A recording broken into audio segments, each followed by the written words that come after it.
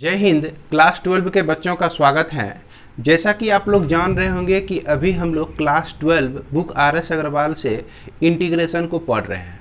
Integration में indefinite integration आपका चल रहा है और अभी आप आर.एस. अग्रवाल बुक को देखें तो यह मेथड ऑफ इंटीग्रेशन आपका दूसरा चैप्टर है और दूसरे चैप्टर में हम लोग अभी प्रॉब्लम को बना रहे हैं। इसके सारे फॉर्मूले को हम लोग समझ गए हैं पिछले कई वीडियो के माध्यम से। तो जैसा कि आप लोग को याद होगा कि पिछले वीडियो में हम लोग क्वेश्चन नंबर 30 तक सॉल्व कर चुके थे। अब इस वीडियो में हम लोग 31 से और उसके बाद के सारे प्रॉब्लम को सॉल्व करने जा रहे हैं। अभी आप लोगों को एक जानकारी के लिए बता दूं कि अभी तक मैंने हर एक प्रॉब्लम को सॉल्व किया है।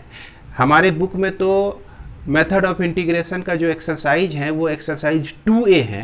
हो सकता है आपके बुक में एक्सरसाइज का नाम कुछ और हो, लेकिन आप इस प्रॉब्लम के मदद से पकड़ सकते हैं कि कौन सा एक्सरसाइज आपके बुक में बताया जा रहा है।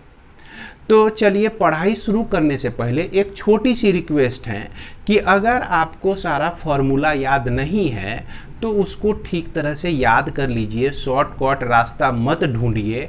जितना बढ़िया से आपको फार्मूला याद होगा, इंटीग्रेशन का, डिफरेंशिएशन का, जो भी फार्मूला अभी तक क्लास 11 में पढ़े हैं, 12 में पढ़े हुए हैं इंटीग्रेशन का, ये सब याद रखिए। यहाँ तक कि ट्रिगोनोमेट्री का सारा फार्मूला कंठस्थ रखिए।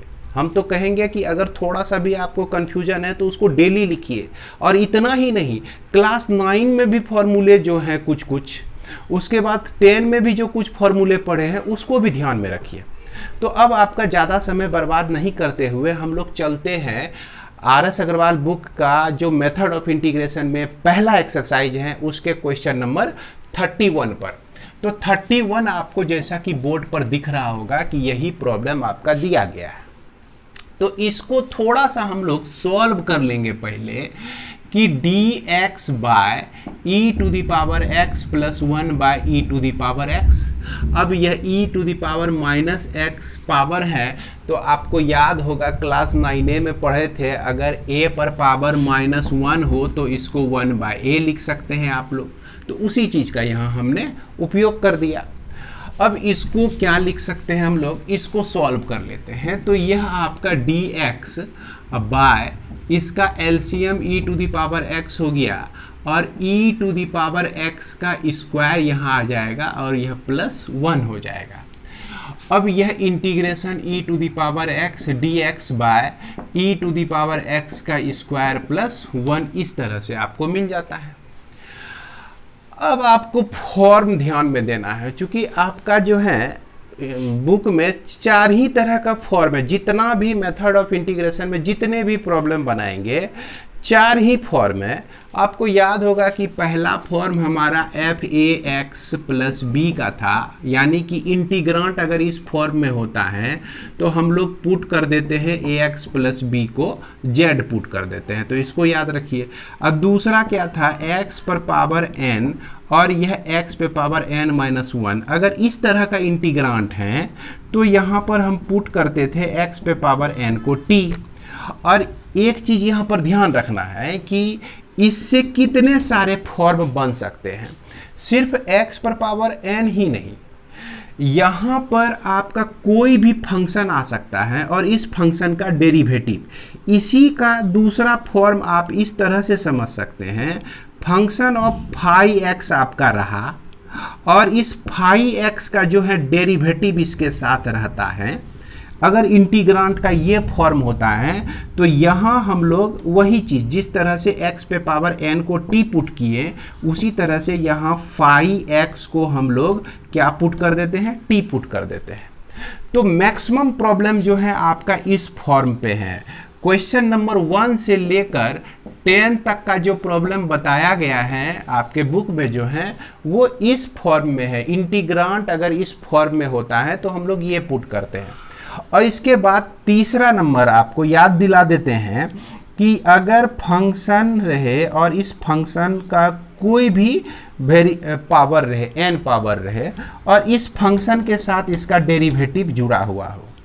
अब यहाँ n जो है आपका कुछ भी हो सकता है, 1 2 3 4 5 6, या -1 -2 -3 -4, ये भी हो सकता है। यहाँ n के जगह पे आपका कोई फ्रैक्शन भी आ सकता है। तो इस फॉर्म की व्यापकता को समझिए, ये कितना सारा इंडिकेट करता है। अगर मान लीजिए कि n के जगह पे 1 रख दिए तो इस तरह से आपका एक फंक्शन मिला और फंक्शन का डेरिवेटिव मिला। उसके बाद यहाँ पर देखिए फंक्शन ऑफ x पर पावर n है, यह किसका है, x पे पावर n का फंक्शन है। वही सेम चीज यहाँ भी है, e to the power x का फंक्शन एक है और इसका डेरिवेटिव हमको ऊपर पे मौजूद है e to the power x। तो इसलिए हम लोग जो है यहाँ पर पुट कर देंगे e to the power x को t पुट कर देते हैं, तो e to the power x dx equal to dt हो जाता है। तो ये पूरा चीज के बदले में, इसके बदले में अब dt रख सकते हैं, यानी कि यह जो आपका इंटीग्रेशन है t वेरिएबल पे आ गया, अब बाय टी स्क्वायर प्लस 1 हो गया, जिसका इंटीग्रेशन आपको याद होगा tan inverse t plus c होता है। और tan इनवर्स t के जगह पर हम लोग क्या रख सकते हैं, e to the power x रख सकते हैं प्लस c। तो यही आपका इंटीग्रल हो जाता है। तो उम्मीद करते हैं कि आपको यह समझ में आ गया होगा। इसके बाद आपका क्वेश्चन नंबर 32 भी कुछ इसी तरह का है। ये देखिए आपका यह फंक्शन है, इस पूरे फंक्शन को आप अगर क्या पुट कर देते हैं, पुट कर दीजिए e to the power 2x minus 2 को z पुट कर दीजिए, है ना। z भी पुट कर सकते हैं, z एक वेरिएबल, t मानने का है तो t मान लिए, आपको जो अच्छा सिंबल लगता है उसको यूज कर लीजिए, कोई पेटेंट नहीं है कि हम t ही माने यहाँ पर। तो इसको जब डिफरेंशिएट करेंगे तो e to the power 2x into 2 और dx इक्वल टू dz आ जाएगा। डिफरेंशिएशन तो भाई आप लोगों को पता होना ही चाहिए, डिफरेंशिएशन का हमने 20 वीडियो बना दिया है। RS अग्रवाल के बुक का लगभग सारा प्रॉब्लम हमने सॉल्व किया है, उसको आप देख सकते हैं अगर डिफरेंशिएशन में आपको कहीं डाउट है। तो e to the power 2x dx equal to dz by 2 लिख सकते हैं। अब यह इंटीग्रांट का क्या फॉर्म हो जाता है, e to the power 2x dx के बदले में, e to the power 2x dx के बदले में dz बाय 2 रख सकते हैं। तो dz रखेंगे, अब बाय 2 कहने का मतलब 2 को हम लोग बाहर कर दिए। इसके बाद इस पूरे को हमने माना है z, तो dz बाय z आ जाता है, जो कि आपका होता है 1/2 log mod z plus c, और यह 1/2 log mod z के जगह पर e to the power 2x minus 2 रख दीजिए प्लस c। तो ये आपका इंटीग्रल हो जाता है। इसके बाद आप जब क्वेश्चन नंबर 33 और 34 को देखिएगा तो कोई खास अंतर नहीं है, दोनों लगभग एक ही हैं। देखिए यहाँ cot x है और इसके साथ log sin x है, यहाँ भी cot x है लेकिन इसके नीचे इसको डिवाइड कर दिया है log sin x में। तो इस दोनों में आप जो है log sin x को t मानिए, क्योंकि यह फंक्शन है और इस फंक्शन का डेरिवेटिव ये है। अभी आपको समझ में नहीं आ रहा होगा कि सर को कैसे पता चल जाता है कि इसका डेरिवेटिव ये है। तो डिफरेंशिएशन पर जब बहुत ज़्यादा कमांड हो जाएगा ना आपका, और डिफरेंशिएशन के RS अग्रवाल बुक में डिफरेंशिएशन पर जितना भी प्रॉब्लम दिया गया है सबको बना लीजिए। ये मत सोचिए कि इस तरह से ये तो बनिए जाएगा, ये तो बनिए जाएगा, नहीं, पूरे प्रॉब्लम को बनाइए। इतना प्रैक्टिस कर लीजिए कि आपका दिमाग में कोई भी डिफरेंशिएशन आधा जो है सॉल्व हो जाए पहले।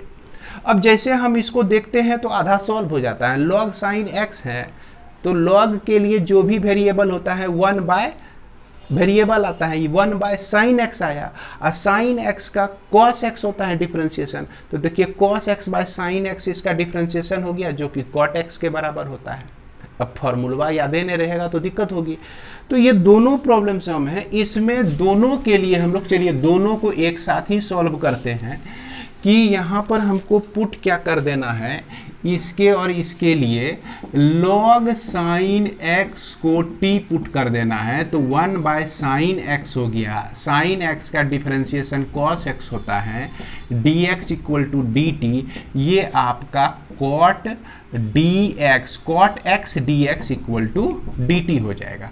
और इसका जो फॉर्म हो जाएगा ना इंटीग्रेशन, अब देखिए cot x dx के बदले में हम लोग dt रखेंगे और log sin x के बदले में हम लोग t रख देंगे, और इसका जो फॉर्म हो जाएगा इंटीग्रेशन dt/t हो जाएगा, क्योंकि नीचे में t है।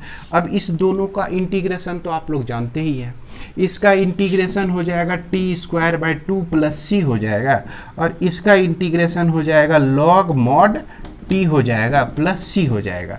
और t का वैल्यू आप रख दीजिए, t का जो वैल्यू है आपका log sin x है, तो यह log sin x का whole square by 2 plus c हो जाएगा, और यह हो जाएगा आपका log mod log sin x plus c हो जाएगा। तो इस तरह से आप लोग इसको भी बना सकते हैं। इसके बाद हमारा क्वेश्चन बच जाता है 35। ये 35 में आप देख लीजिए कि यह जो है फंक्शन ऑफ x पर पावर n के फॉर्म में है ना, n के जगह पर फंक्शन ऑफ फाई x है। ये फाई x जो है x² + 1 के फॉर्म में है, और इस फाई x का डेरिवेटिव जो है आपका यहाँ एग्जिस्ट कर रहा है, तो हम इसको x² + 1 को जो है मान लेंगे t मान लेंगे या z मान लेंगे। तो यहाँ जैसे आप क्वेश्चन नंबर 35 में x² + 1 को z मानते हैं, तो 2x dx equal to dz लिखेंगे इसको डिफरेंशिएट करने के बाद। अब देखा जाए 2x और dx के बदले में हम लोग क्या रख सकते हैं, dt रख सकते हैं, dz रख सकते हैं, या आपको इस तरह से नहीं सहूलियत होता है तो ऐसे भी कर सकते हैं आप, dx का मान निकाल लीजिए जो कि dz/2x हुआ, और x² + 1 का मान जो है z है। अब इसमें रख दीजिए, यहाँ पर 2x रहने दीजिए, उसके बाद साइन x² + 1 है तो साइन z हो जाएगा, और dx के बदले में देखिए यहाँ से हम लिख सकते हैं dz/2x, तो यहाँ पर 2x आपका कैंसिल हो जाएगा, तो साइन z dz बचा आपका, साइन z dz बच गया, जिसका इंटीग्रेशन क्या होता है minus cos z plus c होता है।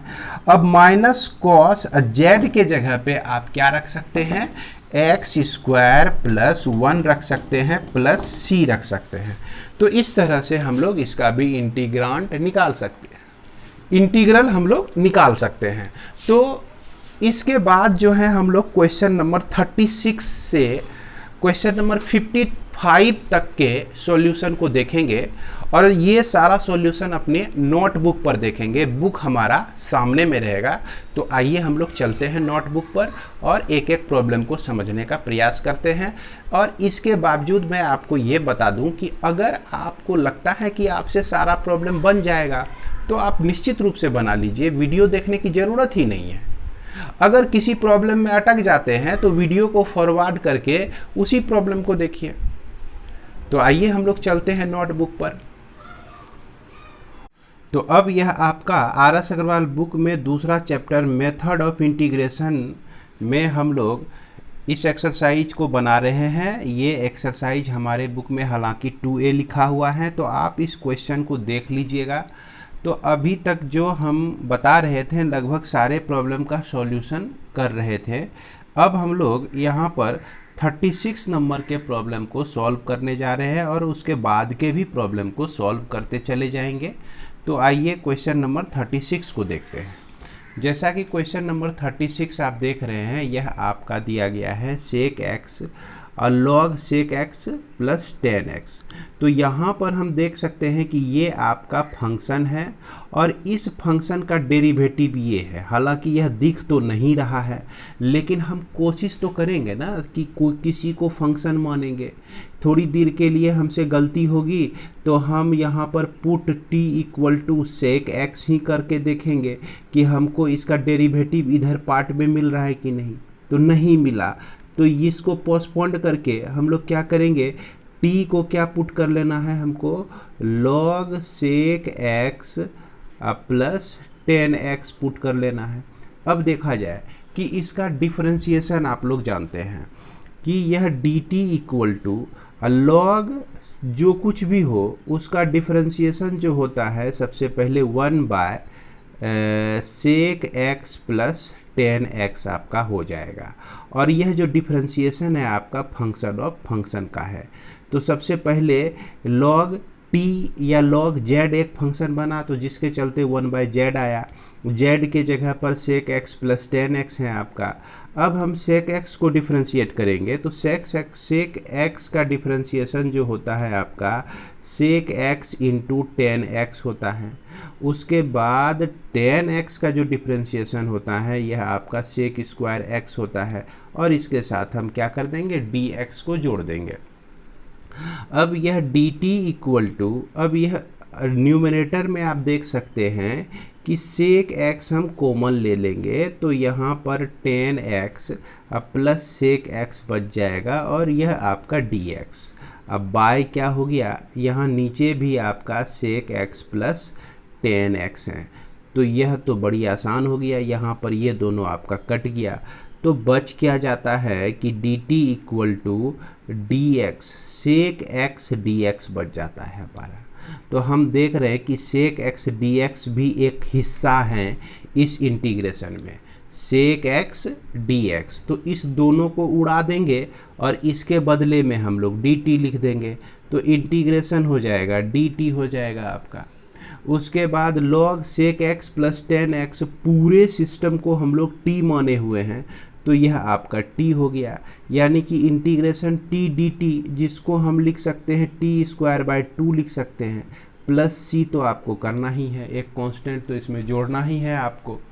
तो इसलिए अब देखा जाए t का जो वैल्यू है आपका log sec x plus 10x का क्या हो जाएगा, यह आपका स्क्वायर हो जाएगा, अब बाय आपका 2 अब प्लस c, तो संभवतः यही आपका आंसर हो जाएगा।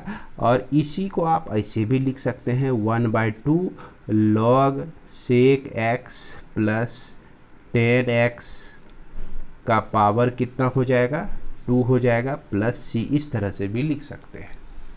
इसके बाद हम लोग देखते हैं अगला क्वेश्चन नंबर 37। तो 37 में आपका दिया गया है इंटीग्रेशन 10 रूट एक्स, अब फिर सेक स्क्वायर रूट एक्स दिया गया है, अब बाय रूट एक्स दिया गया है, और यह आपका dx दिया गया है। तो इसमें भी जो है 10 का जो डेरिवेटिव होता है सेक स्क्वायर एक्स के फॉर्म में आता है। तो जैसे यहाँ पर आप पुट करते हैं 10 रूट एक्स को t के बराबर, तो हालांकि इसको हम लोग को डिफ्रेंशिएट करना है। तो डिफ्रेंशिएट करने में हम क्या देख रहे हैं, ये फंक्शन ऑफ फंक्शन का प्रॉब्लम है। डिफ्रेंशिएशन में फंक्शन ऑफ फंक्शन जब रहता है तो उसको किस तरह से डिफ्रेंशिएट करते हैं, इसमें आपको कन्फ्यूजन नहीं होना चाहिए। 10 रूट एक्स का डिफ्रेंशिएशन हो जाएगा सेक स्क्वायर रूट एक्स हो जाएगा। अब फिर रूट एक्स का डिफ्रेंशिएशन याद रखिए 1/2 रूट एक्स होता है, और dx इसके साथ जुड़ेगा ही, और यह आपका dt हो जाएगा। इस तरह से क्या देखते हैं, अगर इस 2 को हम लोग रिप्लेस कर दें राइट साइड, तो यह sec square root x by root x dx equal to 2 dt हमको मिलता है। अब इतना सा जो पार्ट है इंटीग्रेशन में, कहाँ कहाँ है ये पार्ट, ये तीनों मिल के आप इस तीनों को यहाँ से हटाकर सिर्फ 2 dt रख सकते हैं एक न्यू वेरिएबल के लिए। तो इसलिए यह आपका सिर्फ 2 dt हो गया, और इसके बावजूद 10 रूट एक्स के बदले में सिर्फ t रख सकते हैं, और इस इंटीग्रेशन में 2 बाहर, t dt आपका बच गया, जिसका इंटीग्रेशन होता है t स्क्वायर बाय 2, और इसके पहले 2 हैं ही, अब प्लस c, तो यह आपका हो गया t स्क्वायर प्लस c। अब क्या करना है हमको, t स्क्वायर का वैल्यू यहाँ पे रख देना है। तो t का वैल्यू रख देना है, यानी कि टेन रूट एक्स का क्या हो गया, होल स्क्वायर प्लस c, यही आपका इंटीग्रल हो गया। क्लियर है? तो उम्मीद करते हैं कि इसमें आपको दिक्कत नहीं हुई होगी, और इसी चीज़ को आप ten square root x plus c ऐसे भी लिख सकते हैं। इसके बाद क्वेश्चन नंबर 38 में देखिए, अगर आपको डिफरेंशिएशन का फॉर्मूला याद है तो टेन इनवर्स जो होता है, टेन इनवर्स कुछ भी हो, कोई भी वेरिएबल हो, तो उसका डिफरेंशिएशन कुछ इस तरह के फॉर्म में आता है। और साइन इनवर्स का जो डिफरेंशिएशन होता है, जैसे देख सकते हैं साइन इनवर्स एक्स का जो डिफरेंशिएशन होता है 1/√1 माइनस एक्स का स्क्वायर, इस फॉर्म में आता है। तो कुछ इसी तरह का फॉर्म हमको यहाँ दिख रहा है। तो यहाँ पे हम लोग क्या करते हैं कि निश्चित रूप से इसका डेरिवेटिव का पार्ट जो है इसमें छिपा हुआ है, तो इसमें हमको पुट कर लेना है tan inverse x square equal to t put कर लेना है। अब देखिए यह भी आपका फंक्शन ऑफ फंक्शन का ही प्रॉब्लम है। तो सबसे पहले क्या कहता है कि टेन इनवर्स जेड हो या कोई भी वेरिएबल हो तो 1 प्लस एक्स स्क्वायर का स्क्वायर हो जाएगा, जो भी वेरिएबल है उसका स्क्वायर हो जाएगा। यहाँ एक्स स्क्वायर है तो एक्स स्क्वायर का स्क्वायर हो जाएगा। अब फिर हम एक्स स्क्वायर को डिफरेंशिएट करेंगे तो 2x हो जाएगा, और यह dx इक्वल टू आपका dt मिल गया। अब इसको जब सॉल्व करते हैं तो यह x बाय 1 प्लस एक्स पे पावर 4 और dx, और यह 2 को तो हमने नहीं लिखा है, तो 2 को ऐसा काम करते हैं कि राइट साइड में ट्रांसफ़र कर देते हैं। तो 2 जो है राइट साइड में गया, dt/2 हो गया। अब यह पार्ट आपको जहाँ जहाँ मिल रहा है, जैसे इसको तीनों को हम यहाँ से एलिमिनेट करके क्या लिख सकते हैं, dt/2 लिख सकते हैं। तो इंटीग्रेशन आपका हो गया dt/2 आ गया, किसके बदले में, इसके और इसके बदले में। और इसके बाद टेन इनवर्स एक्स स्क्वायर को हम t माने हुए हैं, तो सिंपल इसके जगह पे हम लोग t रख देंगे। तो देखिए 1/2 t²/2 होता है इसका इंटीग्रेशन, अब प्लस c हो गया। तो इस तरह से t²/4 प्लस c निकलता है, और t का जो वैल्यू है टेन इनवर्स एक्स का स्क्वायर का होल स्क्वायर हो जाएगा बाय 4 प्लस c। तो यही आपका इंटीग्रल हो जाएगा, यही आपका आंसर हो जाएगा। इसको आप चाहें तो ऐसे भी लिख सकते हैं 1/4 टेन इनवर्स एक्स का स्क्वायर का होल स्क्वायर प्लस c, इस तरह से भी लिख सकते हैं। यह 39 भी इसी तरह का प्रॉब्लम है। इसमें जैसे आप पुट करेंगे साइन इनवर्स एक्स का स्क्वायर इक्वल टू टी, तो इसका डिफरेंशिएशन जो होता है 1/√1 माइनस एक्स स्क्वायर का स्क्वायर हो जाएगा, और फिर एक्स स्क्वायर का डिफरेंशिएशन 2x हो जाएगा, और dx इक्वल टू dt। तो यहाँ अंडरस्टूड है, जो भी आप पुट करते हैं उसको हम लोग क्या करते हैं डिफरेंशिएट करते हैं। तो बार बार डिफरेंशिएट लिखने की ज़रूरत भी नहीं है कि नहीं, ऑटोमेटिक यहाँ समझ में आ जाता है, यह प्रोसेस ही होता है। इस आधार पर हम इसका डिफरेंशियल कोफिशिएंट लिख लिए। अब देखा जाए कि इसमें x ऊपर छोड़ दीजिए, और √1 माइनस एक्स पे power 4 dx equal to dt by आपको 2 मिल जाता है।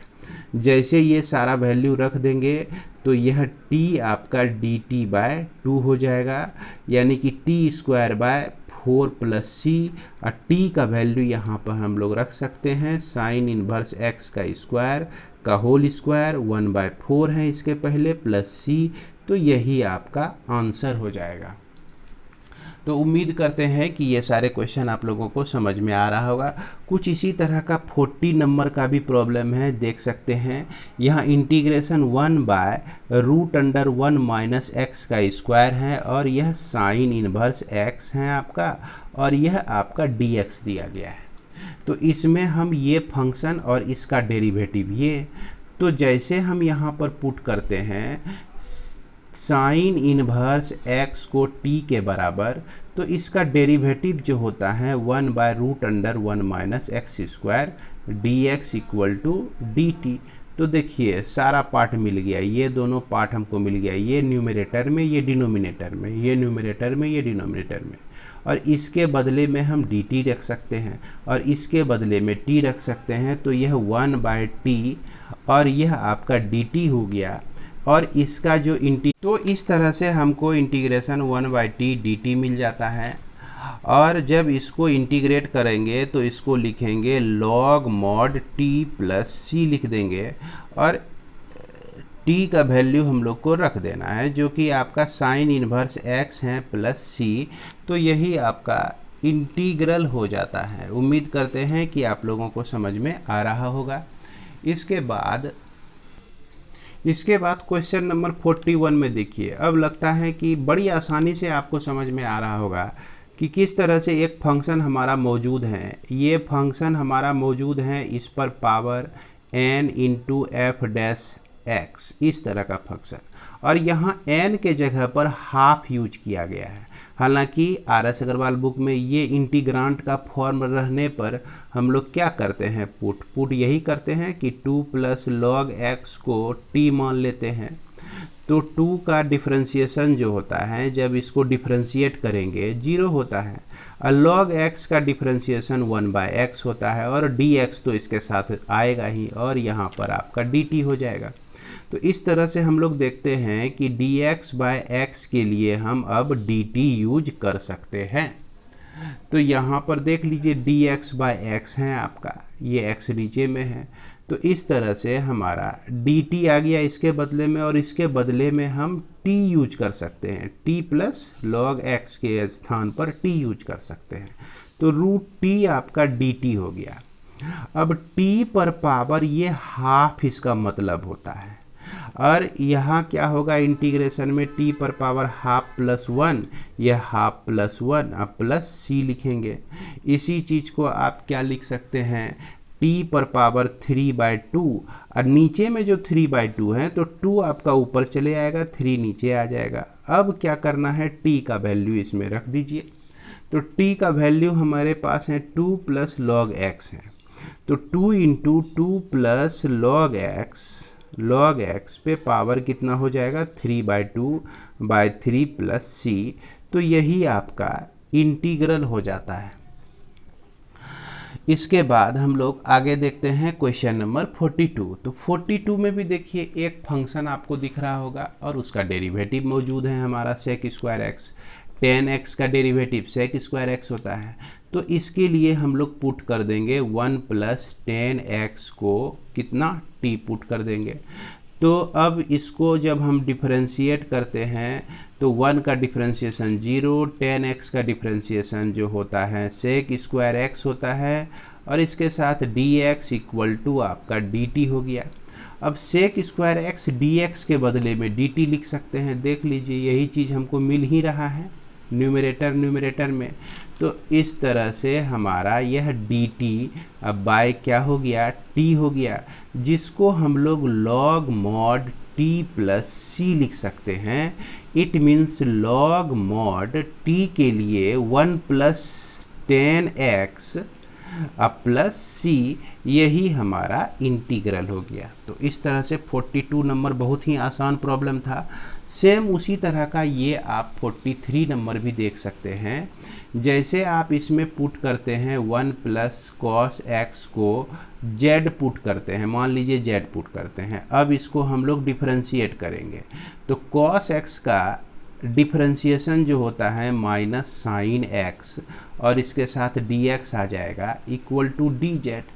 अब इस वेरिएबल के लिए इस इंटीग्रेशन का फॉर्म हमारा dz, इस दोनों के बदले में dz, और यहाँ माइनस है तो माइनस बाहर निकाल देते हैं, और 1 बाय क्या हो गया आपका z हो गया, यानी कि minus integration dz by z हो गया, जिसको माइनस log z लिख सकते हैं प्लस c लिख सकते हैं, और z का वैल्यू आप रख दीजिए, इसको मॉड में हम लोग को रखना होता है, और यहाँ पर 1 plus cos x plus c, यही आपका इंटीग्रल हो गया।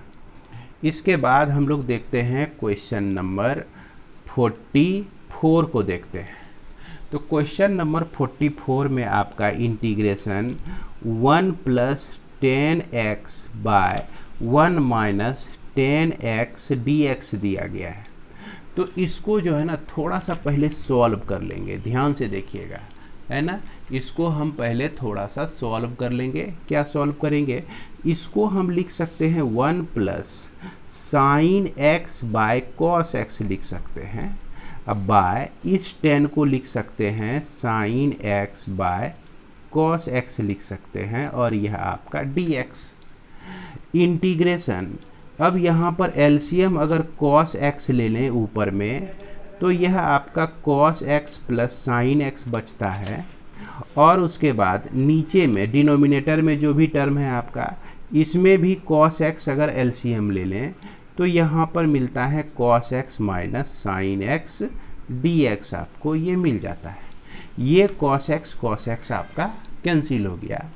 तो अब देखिए एक नया रूप में इंटीग्रेशन आपको मिल गया, cos x plus sine x by cos x minus sine x dx। इस तरह से आपको एक इंटीग्रेशन मिल जाता है।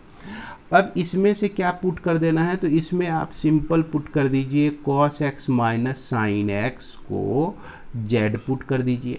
तो cos x का जो डिफ्रेंशिएशन होता है माइनस साइन x होता है, और साइन x का डिफ्रेंशिएशन जो होता है वह cos x होता है, और इसके साथ जो है dx आ गया इक्वल टू dz आपका हो गया।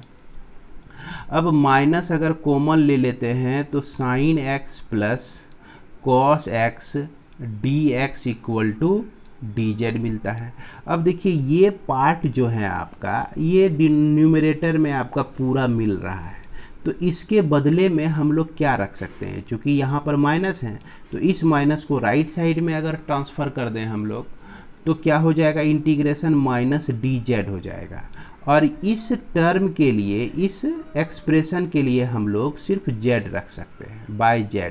तो यानी कि minus log mod z plus c हो गया। इसके बाद माइनस लॉग मॉड z के स्थान पर आप cos x minus sine x रख सकते हैं प्लस सी। तो इस तरह से ये हमारा इंटीग्रल हो जाता है ना। इंटीग्रल इसी तरह से हमको प्राप्त हो जाता है। क्वेश्चन नंबर 45 में देखिए, यह 1 प्लस 10x दिया गया है और यह आपका एक फंक्शन दिया गया है। तो यहाँ पर देख के अनुमान यह लगा सकते हैं हम, इसका डेरिवेटिव ये हो सकता है या इसका डेरिवेटिव ये हो सकता है। तो हमको ये समझ में आ रहा है कि इसका डेरिवेटिव तो लॉग में आता नहीं है, 10 का डेरिवेटिव लॉग में आता नहीं है। तो संभवतः ये जो डिनोमिनेटर में आप देख रहे हैं, हर में जो चीज़ देख रहे हैं, इसी का डेरिवेटिव ये हो सकता है। तो थोड़ा सा ट्रायल एंड एरर के रूप में हम लोग यहाँ पर क्या कर सकते हैं? Put x plus log sec x को पुट करके देखते हैं z, देखते हैं क्या होता है। x का डिफरेंशिएशन जो है आपका क्या होता है? 1 होता है। अब फिर log sec x है तो 1 बाय सेक x तो लिखेंगे ही हम लोग, log का जो भी है तो 1 बाय समथिंग के रूप में आता है। सेक x का जो डिफरेंशिएशन है ये आपका सेक x इंटू 10x आता है। अब फिर इसके साथ जो है हम लोग dx तो जोड़ेंगे ही, इक्वल टू आपका dz हो जाएगा। अब देखिए सेक x कैंसिल हो गया, तो वाह बड़ी आसान हो गया। 1 प्लस 10x जो है कम्प्लीटली यह आ गया आपका, और इसके साथ dx है तो जिसके बदले में हम लोग dz लिख सकते हैं। इस तरह से हम क्या देख रहे हैं कि इंटीग्रल जो है दूसरे वेरिएबल में जब चेंज होता है तो बहुत छोटा हो जाता है, बहुत नन्हा मुन्ना हो जाता है। तो इसको हम लोग log mod z plus c लिख सकते हैं, और यह आपका हो गया log mod x plus log sec x plus c हो जाता है। यही आपका क्या हो जाएगा? आंसर हो जाएगा। इसके बाद क्वेश्चन नंबर 2 भी कुछ इसी तरह का है। अब इसमें आप ज्यों ही पुट करेंगे कि x plus cos square x को t पुट करते हैं तो x का डिफरेंशिएशन 1 होता है। कॉस स्क्वायर जो कि फंक्शन ऑफ फंक्शन का फॉर्म है, तो पहले तो हमारा 2 cos x हो जाएगा, अब फिर cos x का जो है माइनस साइन x हो जाएगा और dx इसके साथ रहेगा इक्वल टू dt हो गया। इसको आप क्या लिख सकते हैं, 1 minus 2 sine x into cos x और dx इक्वल टू dt लिख सकते हैं। अब इस चीज़ को याद कीजिए, ट्रिगोनोमेट्री में एक फॉर्मूला है साइन 2x, इसको लिख सकते हैं। तो यह 1 minus sine 2x dx equal to dt। तो देखिए यह न्यूमरेटर का एक एक टर्म जो है हमारे पास मिल गया, तो इस दोनों के बदले में हम लोग dt यूज कर सकते हैं और इसके बदले में हम t रख सकते हैं। तो इस तरह से log mod t आपका इंटीग्रल आता है और t का वैल्यू इसमें रख दीजिए, तो log mod x plus cos square x mod plus c, यही चीज़ हमारा आंसर हो जाएगा। तो उम्मीद करते हैं समझ में आ गया होगा। इसके बाद जो है अगला क्वेश्चन हम लोग देखते हैं 46 नंबर। तो क्वेश्चन नंबर 46 में हमारा साइन 2x ऊपर दिया गया है और ये दिया गया है, तो प्रॉब्लम को देख के हड़बड़ाइएगा नहीं, कुछ न कुछ पुट करके ट्रायल कीजिएगा। ऊपर वाले को ही पुट कर दिए t, ट्राई कर रहे हैं, नहीं हुआ, फिर नीचे वाले, मतलब इस दोनों में से कोई एक जो है आपका फंक्शन होगा और दूसरा आपका डेरिवेटिव होगा। तो यहाँ पर हमको तो समझ में आ रहा है भैया कि a square plus b square sine square x जो है इसका एक फंक्शन है जिसको हम लोग टी मान सकते हैं। और जब इसको हम डिफरेंशिएट करते हैं तो ए स्क्वायर का डिफरेंशिएशन 0 हो जाएगा, क्यों? क्योंकि ये कांस्टेंट है। अब प्लस बी स्क्वायर, अब साइन स्क्वायर एक्स है तो पहले साइन स्क्वायर एक्स का डिफरेंशिएशन एक्स पर पावर एन के फॉर्म में करेंगे डिफरेंशिएशन, है ना, जो कि आपका 2 साइन एक्स हो जाएगा। अब फिर साइन एक्स का डिफरेंशिएशन जो है आपका कॉस एक्स हो गया, d x equal to d t. इस तरह से हम लोग यहाँ पर लिख देते हैं। अब यह b square 2 sine x into cos x, 2 sine x into cos x को साइन 2x लिख सकते हैं, dx equal to d t. अब इसके बाद जो है आपका साइन 2x dx को dt बाय b का स्क्वायर लिख सकते हैं। अब इसमें रख दीजिए, यानी कि sine x dx sine 2x dx के बदले में dt बाय b स्क्वायर रख सकते हैं। तो dt रख दिए और b स्क्वायर को हम लोग बाहर कर दिए। अब फिर इसके बदले में t लिख सकते हैं। तो देखिए रिड्यूस होके कितना छोटा हो गया आपका इंटीग्रेशन, तो 1 by b square log mod t plus c लिख सकते हैं। It means 1 by b square log mod a square plus b square sine square x plus c लिखकर यही आपका इंटीग्रांट हो जाता है। तो उम्मीद करते हैं कि ये भी आपको समझ में आ गया होगा। इसके बाद हम लोग देखते हैं क्वेश्चन नंबर 47। तो क्वेश्चन नंबर 47 में देखिए आपका दिया गया है सेम उसी तरह का प्रॉब्लम। यहाँ साइन 2x दिया गया है, अब by a square cos square x plus b square sine square x d x ये दिया गया है। क्लियर है? तो अब इसको हम लोग किस तरह से डिफरेंशिएट करेंगे, तो यहाँ भी आप पुट कीजिए कि a square cos square x plus b square sine square x d को जेड पुट कर दीजिए।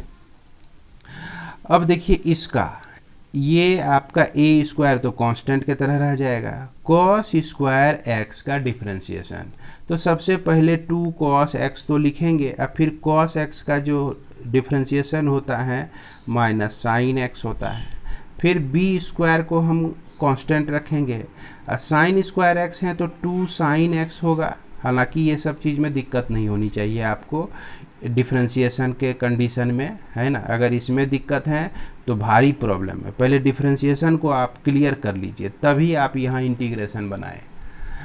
अब देखते हैं क्या कि यहाँ minus a square 2 sine x into cos x इसको लिख सकते हैं। थोड़ा सा चेंज करके लिख दिए, साइन को पहले लिख दिए, कॉस एक्स को बाद में लिख दिए।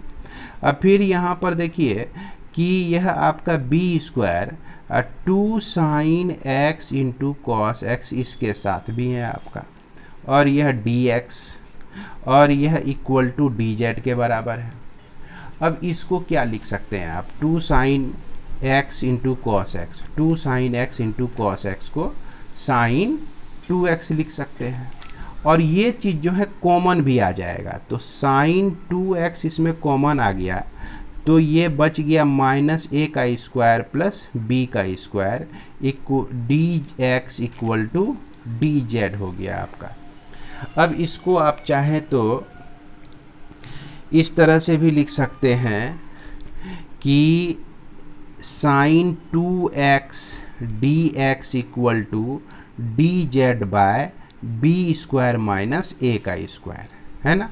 अब चलिए प्रॉब्लम में, तो ये साइन 2x dx आपको मिलता है जिसका वैल्यू डी जेड के फॉर्म में यानी जेड वेरिएबल के फॉर्म में ये मिलता है। चूँकि ये चीज़ जो है आपका कांस्टेंट है, यह चीज़ तो आपका बाहर आ जाएगा B square minus a square, integration में आपका डी जेड सिर्फ बच जाएगा इस दोनों के लिए, और इस पूरे को हम लोग क्या लिख सकते हैं, जेड लिख सकते हैं, तो बाय जेड हो गया।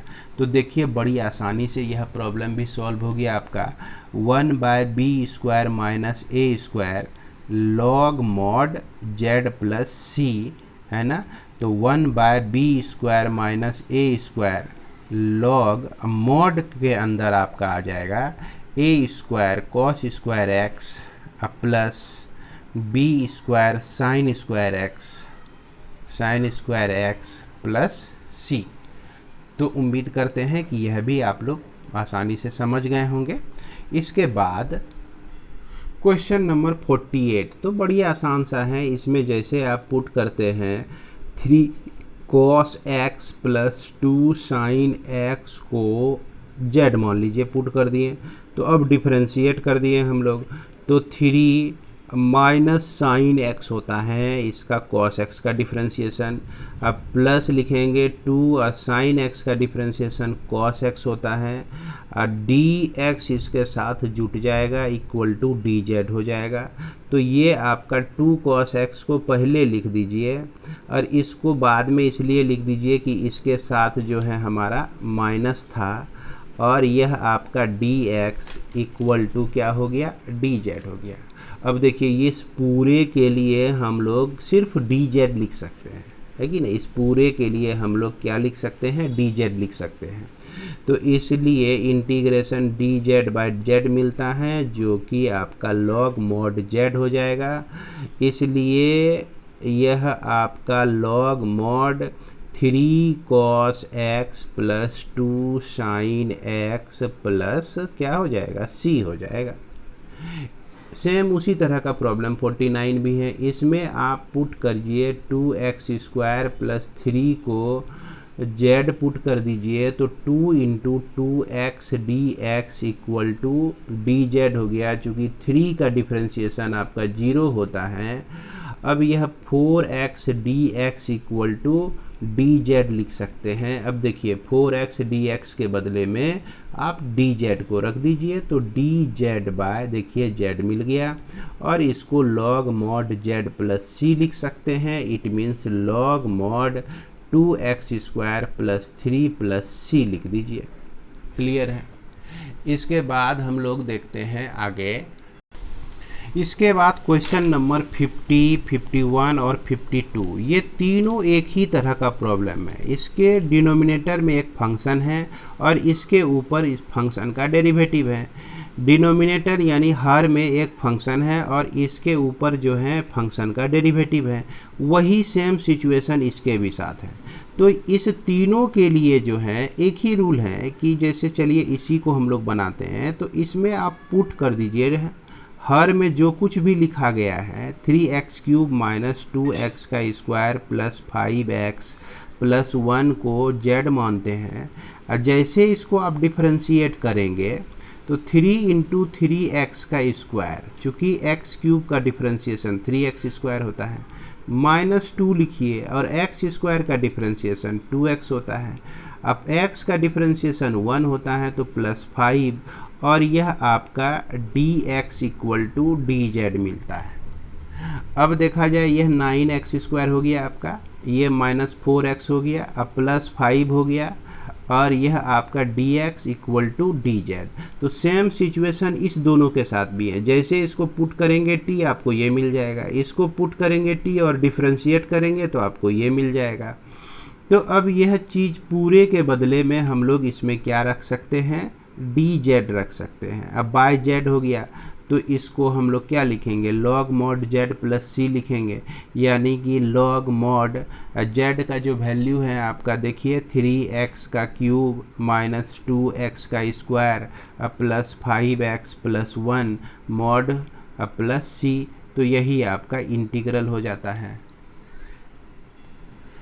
इसके बाद क्वेश्चन नंबर 53, 54, 55 में आप देखिए कि जो भी डिनोमिनेटर में है यह आपका फंक्शन है, यानी कि हर में जो कुछ भी है यह आपका फंक्शन है, और इस फंक्शन का डेरिवेटिव इसके अंश में दिया गया है, तो इस तरह के प्रॉब्लम को सॉल्व करने के लिए क्या करना है आपको कि यहाँ पर पुट कर देना है log 10x को पुट कर दीजिए आप z, तो 1/10x तो लिखेंगे ही, और 10x का जो डेरिवेटिव होता है वह sec square x dx equal to dz आपका हो जाएगा। अब इसको ज़रा सा सॉल्व कर लेना है हम लोग को। इसको हम लिख सकते हैं cos x by sin x लिख सकते हैं, और यह sec स्क्वायर x को लिख सकते हैं 1/cos square x dx equal to dz। एक cos कट गया आपका, तो 1/sin x को हम क्या लिख सकते हैं, cosec x, 1/cos x को क्या लिख सकते हैं, sec x, और यह dx इक्वल टू dz। अब देखिए प्रॉब्लम को ध्यान से देखिए, sec x into cosec x into dx, तो ये सब के बदले में हम लोग dz यूज कर सकते हैं, तो इंटीग्रेशन dz, और इसके बदले में हम लोग z लिख सकते हैं, तो इस तरह से log mod z plus c हो जाता है, और जिसको हम लोग लिख सकते हैं log mod log 10x, है ना, अब प्लस c लिख सकते हैं, यही है आपका इंटीग्रल हो गया। इसके बाद दूसरे क्वेश्चन में भी हम लोग वही काम करेंगे, इसमें पुट कर देंगे x प्लस साइन x को z पुट करते हैं, तो हमको मिल जाता है 1 plus cos x dx equal to dz, जो कि हमारा ऊपर पे मौजूद है। तो इस तरह से dz बाय z हो जाता है, जिसको log mod x plus sine x plus c आप लिख सकते हैं। उसके बाद इसमें भी वही चीज़ है, 1 प्लस cos x को आप z पुट कीजिए, तो cos x का जो डिफ्रेंशिएशन होता है minus sine x dx equal to dz। अब इसको साइन x dx को आप माइनस dz लिख सकते हैं, तो integration minus dz by z हो गया, तो माइनस log z आपको मिलता है प्लस c, तो माइनस log, है ना, z के लिए हम लोग 1 प्लस cos x को रख सकते हैं। थोड़ी सी इसमें गलती हो गई, यहाँ पर आपका स्क्वायर है तो इसको भी स्क्वायर कर देंगे, और इसका जो डिफरेंशिएशन होता है, अब देखिए किस तरह से होता है, इसको समझिएगा कि यहाँ पर हम लोग इसको माइनस इंटीग्रेशन z पर पावर -2 dz लिख सकते हैं, और यह माइनस z पर पावर -2 प्लस 1 बाय -2 प्लस 1 लिखेंगे हम इसको, अब प्लस c कर देंगे, और यह माइनस यह z पर पावर -1 बाय -1 प्लस c, ये माइनस मिलके प्लस हो जाएगा, और z पर पावर -1 का मतलब होता है 1 बाय z प्लस c, तो 1 बाय z का जो वैल्यू है 1 प्लस cos x है, अब प्लस c, यही आपका इंटीग्रल हो जाएगा। क्लियर है? अब जो है थोड़ा सा ध्यान दीजिएगा कि ये क्वेश्चन नंबर 54 हमने गलत उतार लिया था, हालांकि यहाँ पर क्यूब दिया हुआ है, तो देख लीजिए कि अगर इस तरह का सिचुएशन है तो कोई ख़ास दिक्कत नहीं होना चाहिए। यहाँ जो प्रॉब्लम आपका दिया गया है 54 में, ये आपका 1 plus cos x by x plus sine x का क्यूब दिया गया है और dx दिया गया है। तो इसी तरह से हम लोग पुट करेंगे और यहाँ dz बाय z जो लिखे थे तो ये आपका dz बाय z का क्यूब आ जाएगा इंटीग्रेशन में। अब z का क्यूब का इंटीग्रेशन आपको निकालना है तो आप z पर पावर -3 का इंटीग्रेशन कर दीजिए, जिसको हम लोग क्या लिख सकते हैं, z पर power -3 plus 1 by -3 plus 1 plus c लिख सकते हैं। तो यहाँ जो है आपका -1 बाय 2 हो गया और z पर पावर -2 बच गया प्लस c, तो इसको आप लिख सकते हैं -1 बाय 2 1 बाय z का स्क्वायर प्लस c लिख सकते हैं। अब z की जगह पर आपको इसका वैल्यू रख देना है, तो ये हो जाएगा -1 बाय 2 1 बाय z का value x plus sine x आपका, तो x प्लस साइन एक्स का होल स्क्वायर हो जाएगा अब प्लस c हो जाएगा। तो संभवतः आप मिला सकते हैं कि यही आंसर होना चाहिए। तो अब इसी के साथ इस वीडियो को मैं विराम देता हूँ। मिलते हैं हम लोग अगले वीडियो में, तब तक के लिए जय हिंद।